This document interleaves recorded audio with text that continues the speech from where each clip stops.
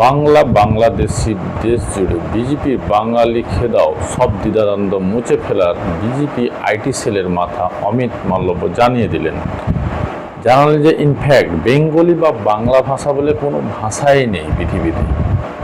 কে রে ভাই, বাংলাদেশ তো আন্তর্জাতিক মাতৃভাষা দিবস পালন করে।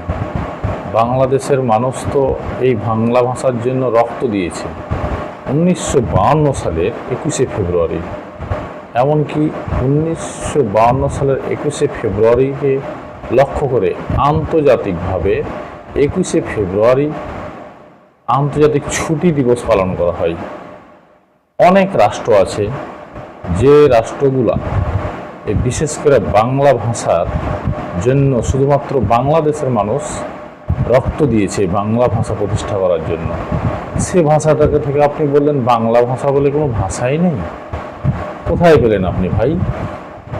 একটি ভারত একটি সবচেয়ে পৃথিবীর বড় গণতন্ত্র রাষ্ট্র, সে রাষ্ট্র